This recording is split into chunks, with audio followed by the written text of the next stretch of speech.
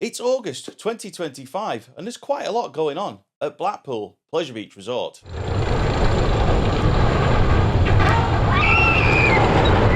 The only place to start is Doggie Sundays at Blackpool Pleasure Beach Resort. Yes, that's right, Doggie Sundays.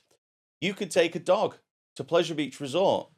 Now, there's been a very mixed reaction about this, and I have seen the comments and I've seen the messages saying, Scott, when is the video coming about this subject?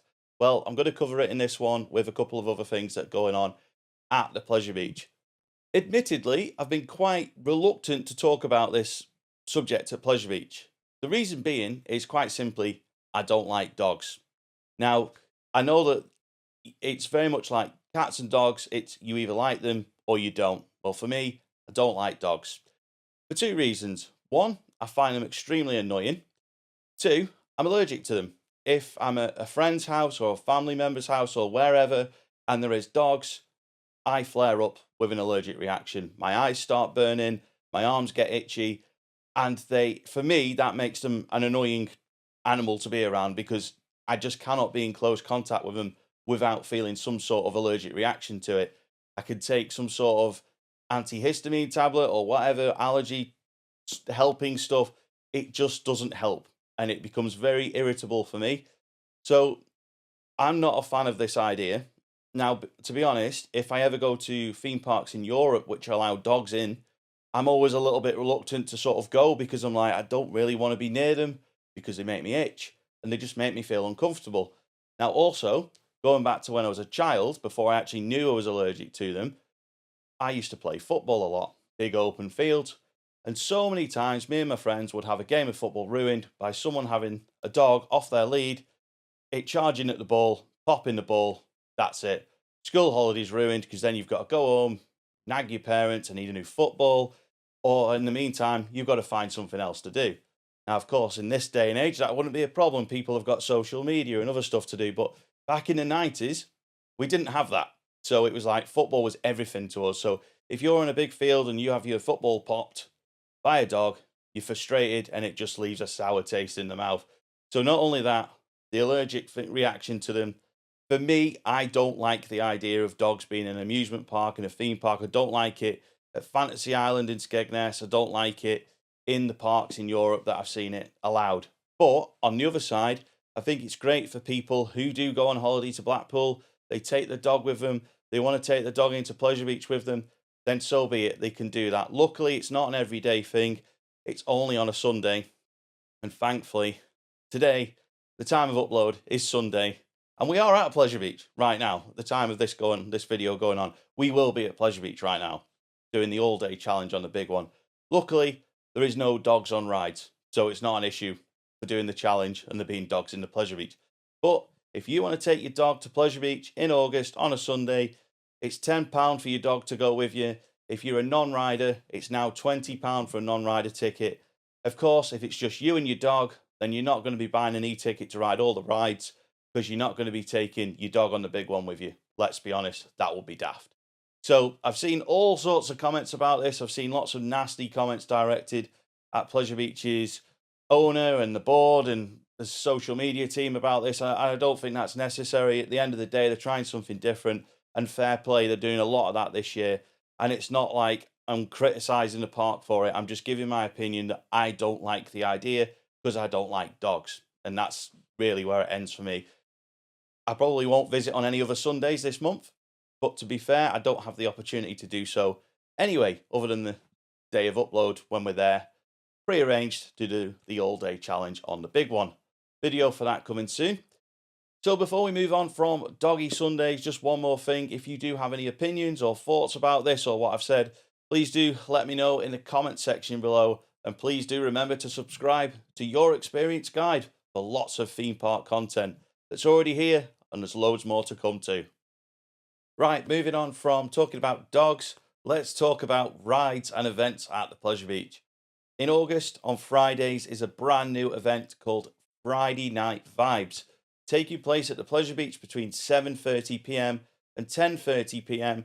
Prices start from £32.50, including 7 rides, a free glass of Prosecco, live DJ, other entertainment, I'm going to assume, and just an opportunity to enjoy Pleasure Beach in the dark. Now, again, lots of mixed feedback on social media about this in terms of the price and what's on offer, but they're trying something different. They're trying to get some extra people through the door, people who want to ride the rides after dark, maybe want to go for a little drink at Pleasure Beach. It is an interesting idea. I'm not sure how well it's going to work. Of course, I am going to give it a go. It's coming up Friday after this video has gone on the Sunday, so it's starting in a few days' time. I will be there to do a video.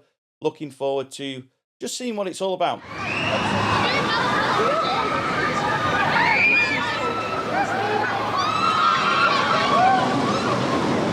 Now, I've seen a lot of people on social media saying, do season pass holders get in for free? Do they get a discount? No, it's like Journey to Hell. It's a separate ticketed event. When we bought our season passes at very good prices last year, it didn't include things like this event or Journey to Hell. They are separate ticketed events, a bit like when you go to Universal Orlando. If you're a season pass or annual pass holder like I am, that doesn't automatically give me a ticket into Halloween Horror Nights. I have to buy an extra ticket. Again, closer to home, if you've got a Merlin annual pass and Scarefest is on, yes, you can get into the park, but you've still got to pay the upcharge for the mazes. And it's that kind of event, really, where it's just an add-on to what they already offer in normal operational hours. Can't really give an opinion on it just yet without actually doing the event, but when I do it in a couple of days' time, there will be a video and there will be some updated thoughts about this event at the Pleasure Beach. But for me, I'm looking forward to getting a ride on the Grand National in the dark. That's always a fun time. And sticking with the subject of later closing times at the Pleasure Beach, August is a great time for this. If you visit on a Saturday in August, you're either going to get a 9 p.m. or a 10 p.m. close. It's either twilight thrills or late night riding. Of course, it's always best to check Pleasure Beach's operating calendar on their website. But Saturdays in August, later closing times, time to do the rides in the sunset. So maybe you'll get a night ride on something as we get later into the year. It's always good to see Pleasure Beach open later on in the year. And again, this always brings comments on social media, whether it be good ones or bad ones. Unfortunately, the bad ones always come through, and you see people saying that Pleasure Beach used to be open till like 10 o'clock at night on every day or midnight every day. That was not the case. Yes, they used to be open a lot later. Yes, there was a lot more frequency in how longer they would stay open and so on. Those times were different. It was free entry, it was pay per ride, it was a different approach to the whole park. That has completely changed. As we all know, it's been like 17 years since free entry was no longer a thing at Pleasure Beach. Some people don't like that, some people are fine with it. I'm not getting into that debate today. The main thing is we get to experience Pleasure Beach until 9 o'clock or 10 o'clock on a Saturday in August if we want to do so. It is unrealistic for the Pleasure Beach to be open until 9 p.m. or 10 p.m. on a Monday or a Tuesday or a Wednesday, let's say, in the middle of September or the middle of October when people are in school, they're at work, they're at college, and they're not thinking about theme parks. In the summer, it makes sense to have the longer opening times, entice people into the park. But when it's really quiet in the colder days of the year and everyone's in work and people are starting to think about autumn and Christmas and so on, no one's thinking about a 10 o'clock close at Pleasure Beach on a Wednesday in September or a Monday in October. Maybe in the holidays in October, yes, but generally speaking, it would be daft for Pleasure Beach to be open 10 o'clock at night every day of the season. They'd run out of money and then we'd be looking at a situation that we don't want to look at. So it is very sensible that they have select dates for these late night riding dates, let's say. Okay, let's move on and talk Valhalla behind the scenes. Something else that has created a lot of debate, especially on our Facebook page when I did a post about it the other day. It's created debate because of how exclusive that behind the scenes tour opportunity was and because of the pricing. Now, I've done this tour 3 times, not since the reimagining, but I did it in 2014, 2017, and again in 2019, all through when we were Club Pleasure Beach, whether it was events or separate things that me and Mike did a long time ago. It is very, very cool to see Valhalla behind the scenes tour, like the fire room, amazing. Seeing how the ride works, amazing. Seeing all the theming, how everything works in there is incredible. And that is why that tour was expensive. And yes, it was expensive, but it was good value for the people that booked it. If they didn't think it was good value, they wouldn't have booked it. And also, it sold out in like seconds. Like I'd completely forgot about it when it went on sale because I was busy. I think it was in America at the time. And I remember like getting a message off a few people saying, "Oh, did you get on the Valhalla tour?" And I'm like, "Oh yeah, I forgot about that." But it literally sold out so quickly. And for me, that, in my opinion, shows that they priced it correctly. If you could put an event on at £250 per person with 10 places and they go like that, then you've probably priced it correctly. And there's always this talk about behind the scenes tours, whether it's Hyperia lift walk at Fort, whether it's a Wickerman lift hill walk at Towers, walk the big one at Pleasure Beach, or something else. These things are always expensive, and they're expensive because they're exclusive. If they could offer it to everyone, then yeah, it probably would be 30 quid and we could all do it. But where would they fit the time in to do this kind of tour every single day? It's just not possible. In the grand scheme of things, it's not an important subject, this, but with so many comments on our Facebook page and on social media about the value of it, I did think it was worth a quick mention. And I do think that they will bring this event back once a year.